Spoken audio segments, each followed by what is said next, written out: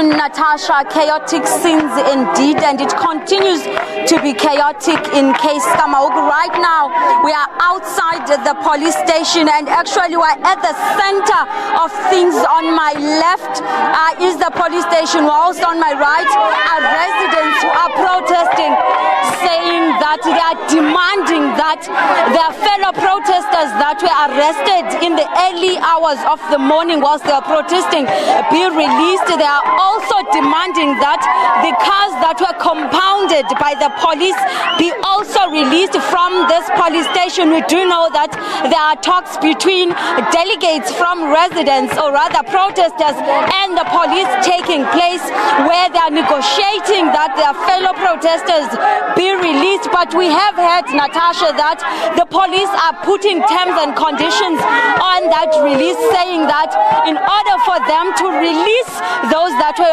arrested, they would need for the protest to be put to an end, something that we do not foresee happening, as residents are fuming following the gunning down of one of them in the early hours of the morning. We also went to the hospital, Natasha, where 6 of the protesters were admitted and treated for minor injuries, and one of them, who is a witness who we found there, was saying that they were running for their lives into that river. They did not know that the police would follow them there and shoot them, which is something that resulted in the death of one of them.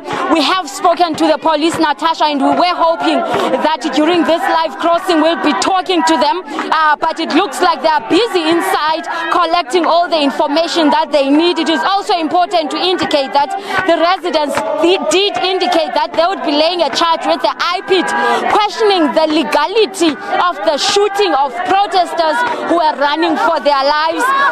We also know that police have confirmed that indeed one person has died in the shooting of the police, and a number have been arrested, though they are not at a point to say just how many were arrested in the early hours of the morning. The protest continues outside the police station. Whether or not they will release the protesters that are inside is something that remains to be seen and will be decided on upon the end of the negotiations that are taking place inside. And whether or not the protest action outside will continue even after they are released is something that is yet to be seen. But Natasha, just to give you an idea of what the residents are protesting for, they're saying that they are protesting over poor road infrastructure, among other things. They're saying that they feel sidelined by the Amahlati municipality, and saying that they feel like they're cousins of the municipality when they compare the service that they get from the municipality to that of the counter town, Staterem, that is also under the Amahlati municipality. So far, Natasha, we can confirm that no one from the authorities, be it the councillors, the mayor or the speaker, have come to speak to residents. They were saying that they expect the premier of the province, Phumulo Masualle, and the ANC chairperson, Oscar Mabuyane, to come and accept their memorandum of grievances, but no one has come at this point, and it is not yet known if they will come during the course of the day, or this protest will continue, as residents are fuming, angry and disgruntled that this has taken place. The police that are here, Natasha, police that have been deployed from outside the Keiskammahoek town. We are told that they have been deployed from East London. We've also seen a police helicopter roving around the town, keeping an eye on things, and we also here keeping an eye on the developments as they happen. Natasha.